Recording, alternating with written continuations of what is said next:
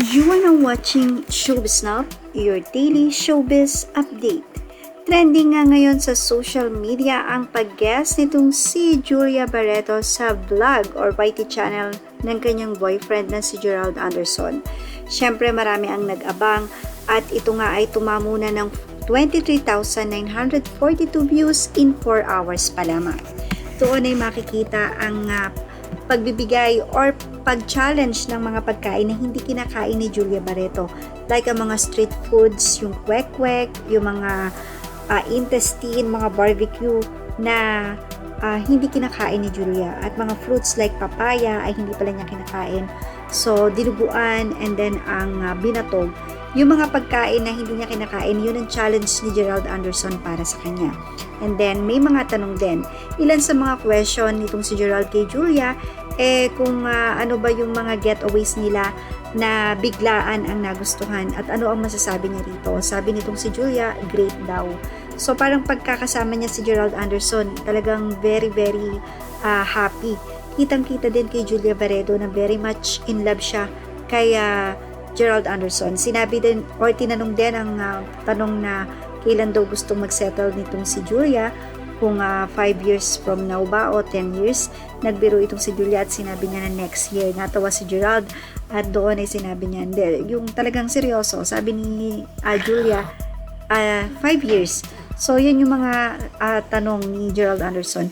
Isa pa sa napansin natin tanong na napaka-sweet ng naging sagot ni Julia Barreto is yung mga isaw kasi hindi niya talaga daw nagustuhan. So, ayaw niya talagang kainin ng kwek-kwek. Tinanong siya ni Gerald Anderson, paano kung yun lang yung kaya niyang ihain or ibigay na ulam. Sabi nitong si Julia, okay lang, kakainin niya. So, yun yung mga sagot ni Julia Barreto na sobrang halatang halata. Talaga na siya sobrang in love dito kay Gerald Anderson.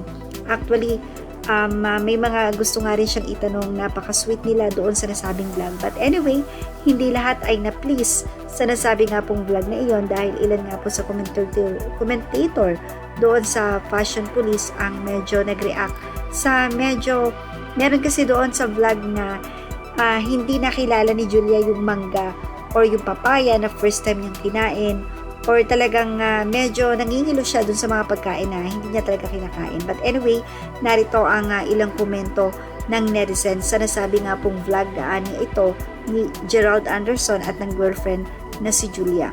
Sabi nila, ano yan, foreigner, arte, aba. Di ko kinaya na di niya alam ang itsura ng manggang hilaw. Napaka-pretentious mo, girl. At sabi ng isa, panoorin mo ulit, sinabi niyang alam niya naman talaga yung manggan. Nalito lang siya kasi katabi yung singkamas na kagaya ng hiwa ng mangga. Kaya nagulat siya kung bakit gano'n ang itsura ng mangga. Sabi ng isa, first time ito talagang family ng mga B, syala-syala kuno. Totoo naman kaya gano'n siya kapayat. Poor girl, di niya na-enjoy ang childhood. Sabi naman ng isa, okay naman sila, they look cute, you can tell Julia is pretty submissive and there's nothing wrong with that. Baby sisters ang guest ni Gerald. Talaga ba? First time. Arte ha? I find it hard to believe na kahit papaya, hindi pa siya nakakakain. Insinuating lang na super posh niya. Sabi ng isa, ako 32 years old na, hindi pa din nakakakain ng papaya. Ganun talaga ako, maselan sa pagkain. Kahit anong gulay, ayoko din. No wonder ganun siya kapayat. Sabi naman ng isa, stay happy, love birds. Comfortable sila sa isa't isa. I like a girl. Julia 2, walang arte. One of the boys, dami sigurong ngit-ngit na naman. Sabi ng isa, so body language parang hindi sila comfortable. Cowboy si Gerald si Julia mukhang butterfly at pasta lang kinakain her whole life. Sabi ng isa, ang sweet para mga bata lang, sana lang magtagal. Akala ko pumunta ng Quiapo para sa street food, puro artehan lang pala. Awkward nila. Sabi ng isang arte, dinuguan, di ka pa nakikita at iba pa dyan, o ano ka, sobrang super over mayaman, yak, pasosyal. Ang sabi naman ng isa, ang daming promo ha, lab team ang peg. OGs, may ganap na naman at seryoso, di pa nakakakain ng mga yan, parang di Pinoy Filingera ata, kahit nga mga assumptionista alam ang manggang hilaw. I'm just wondering why they were fed as youngies in the Philippines.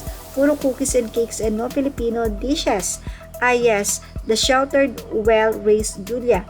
Mukhang in love si Julia, halatang halata sa kilos nito. Sabi ng isa, ha, papaya, hindi ka kumakain. Naku, check your parents, bakit di mo alam ang mga yan? At sabi ng isa, taga USA ka ba girl? Sus Mariosep, arte to the max ang judoy. Sabi ng isa, she's trying to salvage her classy image, kaso too late girl, sira ng image mo. Now I know na di sila magtatagal, hahaha. I don't believe it, napaka-pretentious haler. Sa cafeteria ng Miriam, meron yan, wag ka nga mag-inarte girl. Eto na, cashing in on the relationship. No wonder ganun siya kapayat kasi hindi siya mahilig sa pagkain. Sabi ng isa, grabe napaka-touchy and gustong magpadala ni Julia pero si Gerald umiiwas. Tapos nagpapahiwatig na siya na gusto ng mga propose si Budoy. Anyway, totoo po yung mga sinabi ng mga commentator kapag napanood niyo yung buong vlog. Medyo clingy or medyo mas sweet itong si Julia Barreto, pero itong si Gerald medyo umiiwas siya doon sa actually sinabi naman niya ni Gerald, no, pagdating sa camera ayaw niya ng pa-sweet, mas more on off-cam siya, pero syempre bilang isang girl, itong si Julia proud niyang ipakita na mahal niya itong si Gerald. Actually dumidikit siya kay Gerald, itong si Gerald medyo umiiwas. Well, mukhang ilab naman talaga yung dalawa sa isa't isa. Mas maganda panoorin nyo ang vlog para kayo na rin ang mag-comment at tingnan natin kung dun sa mga naging comment dito sa Fashion Police article, may ma-comment din kayo na ganyan. Anyway, doon naman sa naging vlog nila, ang mga comment ay puro magaganda at talagang kinilig sila sa naging episode ng vlog na ito ni Gerald Anderson na guest ang kanyang girlfriend na si Julia. Yan ang ating Showbiz Snap update. Images are all credited to the respectfully owners and thank you for watching Showbiz Snap.